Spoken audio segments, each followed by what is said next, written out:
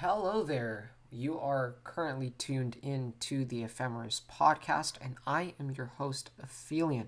Thank you for joining me today on the 26th episode of Season 2, where we are looking at cosmology and things of the sort. We talked about Henrietta Leavitt in the last episode, and as a wrap up, I did mention that she inspired some of Ejnar Hertzsprung's work, which is exactly why we will be covering him today. Now, he's obviously very famous for his star diagram that was made independently but at the same time as Henry Norris Russell and is currently known as the HR diagram. So, without further ado, let's get on with the episode to find out about that. So, let's start with some biographical details about Ejnar Hertzsprung. He was born near Copenhagen in 1873 to a father who was an amateur astronomer, and while he did end up studying like chemical engineering and photochemistry for his college years, he moved towards astronomy, perhaps because of that reason, or at least it had some influence on the fact that he became an astronomer himself.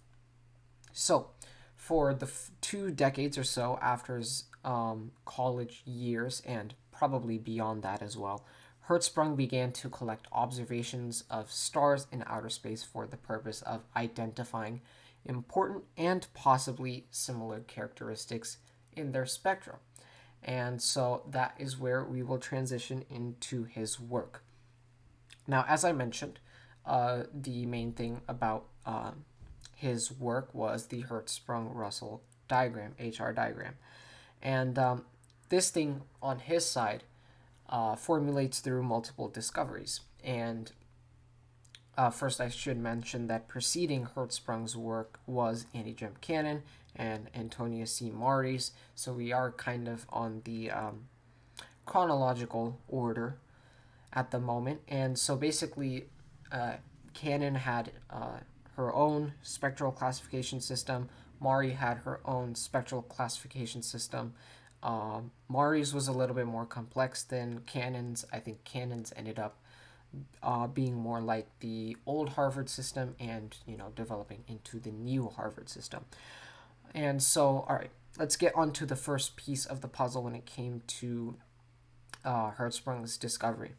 So the first thing he did was he drew from the stars that Maury had observed to show these sharp absorption lines with that comes with higher luminosities, and this creates a very important relation because the main gist of an HR diagram is plotting spectral types and like the luminosity of stars.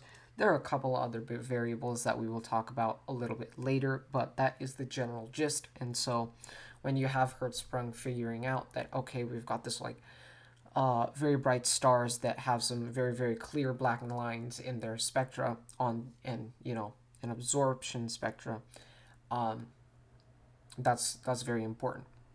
So, secondly, Hertzsprung classified giant and dwarf stars through his own study of parallaxes, apparent magnitudes, and proper motions. And just for a second to break that down and think about it logically, the size of a star has a tremendous effect on how bright it seems to us, its motion, and its change in size.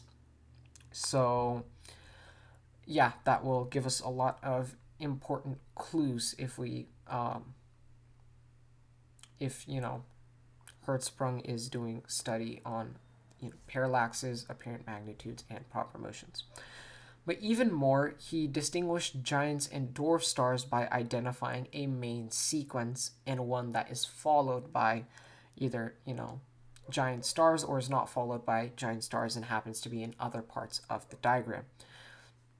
And I mean, what else can really be said about that? Identifying a sequence that encapsulates the evolution of several spectral types is definitely groundbreaking, and you really have to consider that other classification systems at the time, like Cannon's and Maury's, they had not even begun to correlate spectral types with, sizes, luminosities, and put this on a huge, like, two-axis plot and identify, like, anything about the stars. It was only just, okay, there's a hyper focus on these absorption lines and they dictate these kind of stars. So yeah, basically what Hertzsprung is doing here with a quote unquote main sequence is definitely breaking for those reasons.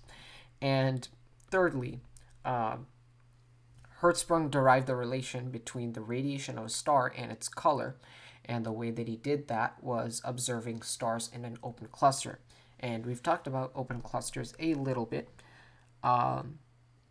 in season 1. And open clusters happen to be helpful because the stars that it had were equidistant. Maybe not so much than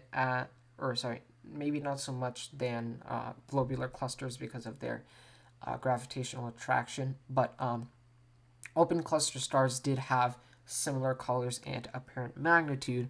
And so just from a fundamental perspective, when you have, like, let's say, I don't know, 2 white looking stars in an open cluster and you compare it to, say, a luminous blue variable with stronger absorption lines and a high luminosity, and it's blue, you're clearly going to see a difference and think, okay, well, there's something up with white stars that makes it very different from blue stars, and it likely has to do with its emission or absorption because of the strong absorption lines with high luminosity, or maybe even something else.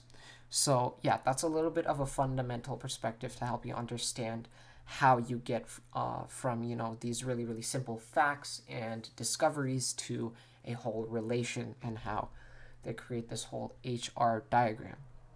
So yeah, these are the important characteristics that led up to the HR diagram.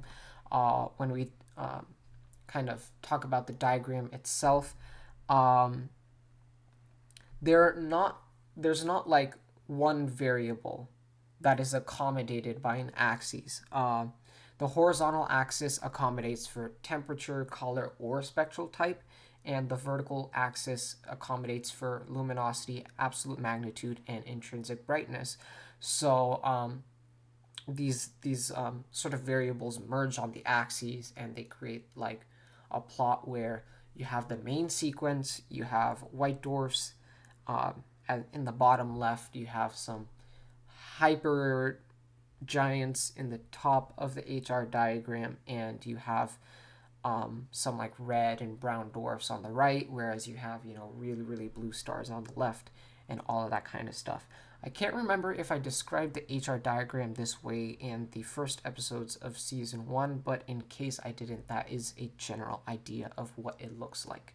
And so yeah, the way that Hertzsprung's diagram was set up originally was intrinsic magnitude versus temperature, and don't get intimidated by the word intrinsic magnitude. That just has to do with brightness and luminosity.